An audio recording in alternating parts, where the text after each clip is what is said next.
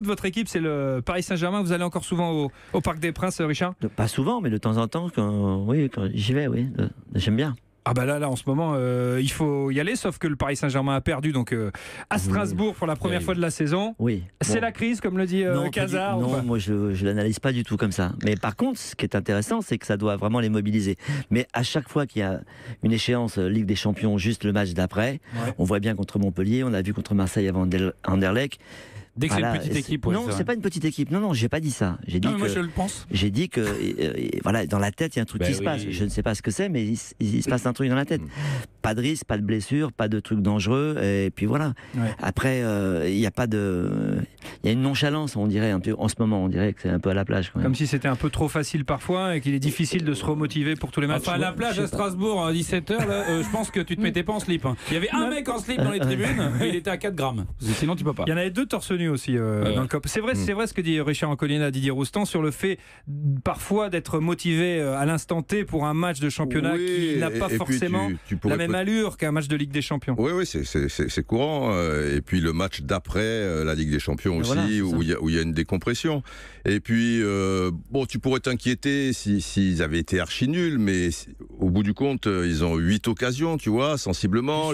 Les gars après en face s'accrochent, ils jouent un peu le match de leur vie. Le terrain est pas super. Ça n'enlève rien au mérite de Strasbourg pour le coup. Bien au contraire, mais toutes les équipes perdent de temps en temps. La grande équipe de Barcelone de Guardiola perdait des matchs, le Santos de Pelé perdait des matchs, le Milan de Sacchi perdait des matchs. On dirait tout de suite, le PSG, ils n'ont pas le droit de perdre un match. C'est que Richard Anconina. Oui, non, c'est vrai ce que dit Didier, mais en même temps, quand il joue contre Marseille est extrêmement, en ce moment, va très très bien. Rudy fait un bon travail, Rudy Garcia fait un bon travail. Et c'est vrai que à ce moment-là du match, si Paris perd, il est premier. S'ils font match nul, il est premier encore. S'il gagne, il est encore premier. Et il y a une telle différence de points à ce moment-là avec Marseille que dans la tête, il y a un truc qui se passe, c'est qu'il y a l'enjeu est moins fort. Il y avait 10 points d'avance juste avant la rencontre face à Strasbourg. Voilà.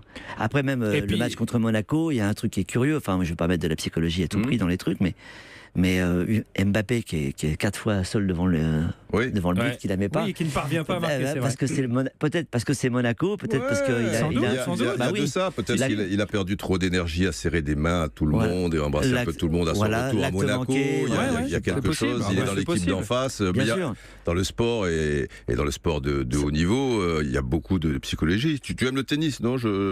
Pas plus que ça. Je confonds avec Non, j'aime le tennis, bien sûr, j'aime le sport en général. Alors là, tu vois, c'est au niveau psychologie, tu vois, le gars il domine les trucs, il a 4 balles de match et tout va basculer pour une histoire. Voilà. Ce qui est génial, c'est que chaque année, on est surpris que le PSG perde contre une petite équipe au début décembre, alors qu'il le fait chaque année depuis toujours. Evian, Guingamp, Montpellier, à chaque fois, c'est la même chose. Il faut au début incroyable. C'est le même match à chaque fois. On a eu un truc aussi qui était significatif, qui était révélateur contre Dijon. Oui, c'est sûr, ça a été compliqué. C'était incroyable, Dijon était là, était pas ridicule du tout. Et il a fallu que le latéral belge Thomas Meunier marque pour que un doublé, s'il vous plaît, pour que le PSG s'en sorte.